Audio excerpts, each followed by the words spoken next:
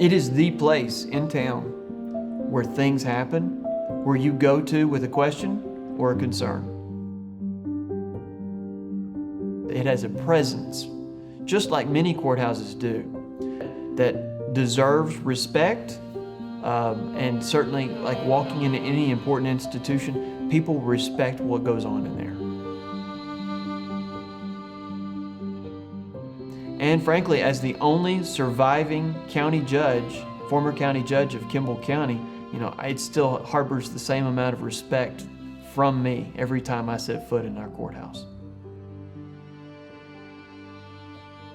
Our courthouse is designed, like many, to have access points north, south, and east and west.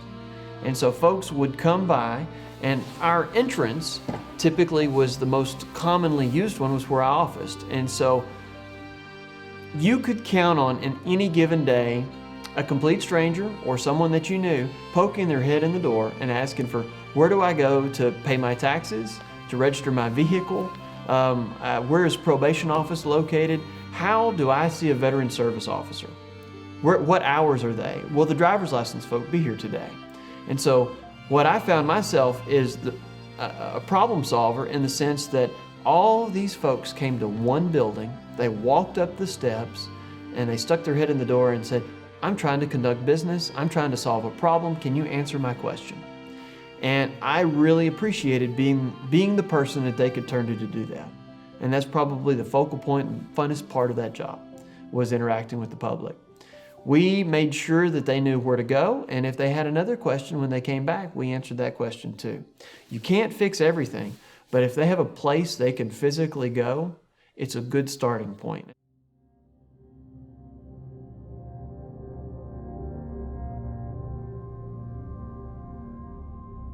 We've had mold outbreaks, you've had leaks that damaged furniture and records, had problems with the fact that perhaps an elevator did or did not work and prohibited access to courts and other things. So yes, faced with those challenges and the mounting costs, if ultimately some funds don't come through a preservation grant, you might have to look at abandoning the building and either the county going into debt to build a new one, or housing folks in separate offices deconstructed around town, which is not beneficial for the taxpayer.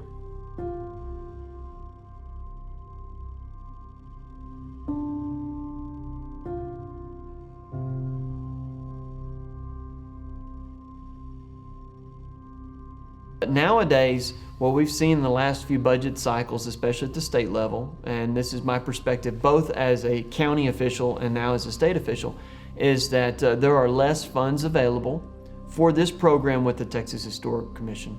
And as a result, counties are having to step up and put more of their dollars on the plate in order to have a successful grant program.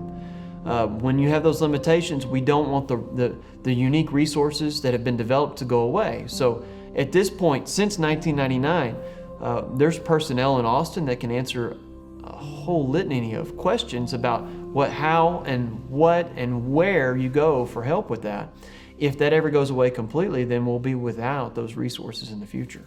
And there are still underfunded or unfunded projects that exist around the state.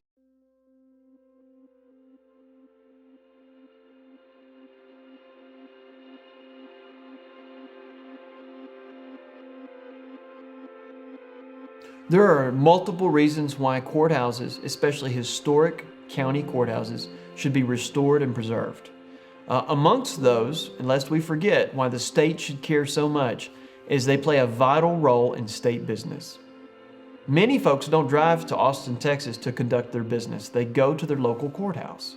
And at their local courthouse, they are able to do a variety of things, including worrying about records that we see clerks keep, whether they're court records, deed records, marriage and birth and death certificates. They'll go to that for that function. They're also going to utilize those for our court system, which is an extension of the state of Texas. The state makes the laws, and the courts are the ones that are there to enforce and interpret them. They do that through the courtrooms contained in these courthouses. Finally, these courthouses host constitutional county positions, and those positions exist as an extension of the state government. They're there to make sure that the state and all of the laws that it has passed are enforced and enacted and then worked, whether it be through the road system, criminal justice system, libraries, all of the county budgets and the fees that are collected at the county level that are sent to state. In addition to that, because dollars are so tight nowadays, we are seeing a unique emblem and significance at a county level, which organized at the same way a county and when a county was organized, a commercial district, oftentimes literally the center of the town, a place where cars can park and conduct business all around a courthouse. If we don't upkeep those, new modern buildings will certainly not be located in a high dollar business district. They may or may not have all the amenities that we saw in original courthouse, like vaulted ceilings, spires, granite facade that invokes a feeling of pride. We're going to see our tax dollars only spent to do the bare minimum to make sure that our offices don't leak, have air conditioning, and are accessible to the public. Beyond that, we do not inspire Texas residents to make sure that we are what we want to be, and which is hosted at the local level, governed at the local level, a state that has not necessarily consolidated power in one spot, but at the county level. And that's what we're projecting with a courthouse. And if we give up on our courthouses, then we really do give up on the ability of local government to work for us. I see it as that.